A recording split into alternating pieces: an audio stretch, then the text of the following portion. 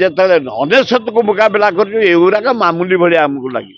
ଆମେ ନିଜେ ମେକଅପ୍ କରିଦେବୁ। ଆମେ ଜନସାଧାରଣ କରିଥିଲୁ, ସରକାର କଣ କରିବେ?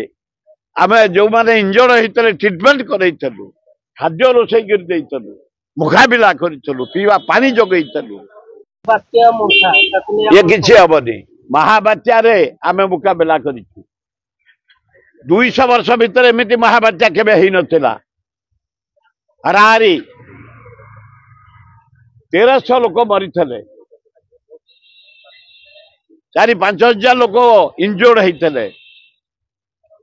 କ୍ଷୟକ୍ଷତିର ସୀମା ନାହିଁ। ବହୁ ଗାଁ ପୋତି ହେଇଯାଇଥିଲା, ତାକୁ ମୁକାବିଲା କରିଛୁ। ଆମେ କଂଗ୍ରେସ ମୁକାବିଲା କରିଛି। ବହୁ ଅନୁଷ୍ଠାନ ସାହାଯ୍ୟ କରିଛନ୍ତି। ବହୁ ମହାରାଷ୍ଟ୍ର, ତେଲେଙ୍ଗାନା, ଆନ୍ଧ୍ରା ଲାଇଟ୍ ଫାଇଟ୍ କରି ଯାଇଥିଲା, ସବୁ ଆସି କରିଥିଲେ। ତାର ମୁକାବିଲା କରିଛୁ। ସେଭଳିଆ ହବନି। ଆମେ ଜନସାଧାରଣ କରିଥିଲୁ, ସରକାର କଣ କରିବେ? ଏଇ ଦିନଟା କିରାନୀ ଧରିକି କାର୍ଯ୍ୟ କରିବେ। ଗାଁ ଗହଳିଠୁ ସହର ପର୍ଯ୍ୟନ୍ତ, ମହିଳାଠୁ ଯୁବକ ପର୍ଯ୍ୟନ୍ତ, ଛାତ୍ରମାନେ ଆମେ ମୁକାବିଲା କରିଥିଲୁ।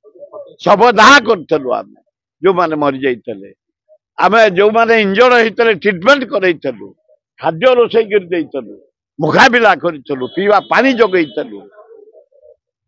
ଯେତେବେଳେ ଅନେଶତକୁ ମୁକାବିଲା କରୁଛୁ ଏଗୁଡ଼ାକ ମାମୁଲି ଭଳିଆ ଆମକୁ ଲାଗେ। ଆମେ ନିଜେ ମେକଅପ୍ କରିଦେବୁ।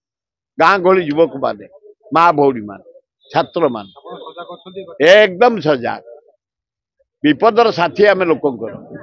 ସେଥିପାଇଁ ଆମେ ପ୍ରସ୍ତୁତ ହେଇକି ଅଛୁ। ରିଲିଫ ମଧ୍ୟ କଂଗ୍ରେସ ଭବନରେ ରଖିଛୁ। ଚୁଡ଼ା ଗୁଡ଼ ରଖିଛୁ।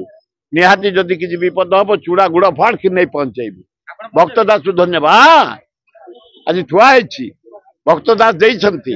ହାରାହାରି 100 କୁଇଣ୍ଟାଲ ଚୁଡ଼ା, 30 କୁଇଣ୍ଟାଲ ଗୁଡ଼ ଥୁଆ ହେଇଛି। ହଁ, ନାଇଁ ଆଗ ବତିଆ ମୁକାବିଲା। ନୂଆପଡ଼ା ଅଛି ଯାଇ 10।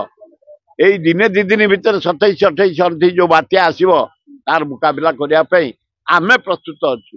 ଆଜି ଯୋଗାଡ଼ କରୁଛୁ, କିଛି ପାଣି ରଖିବୁ, ବିପଦ ବେଳେ ନେଇ ପହଞ୍ଚେଇବୁ।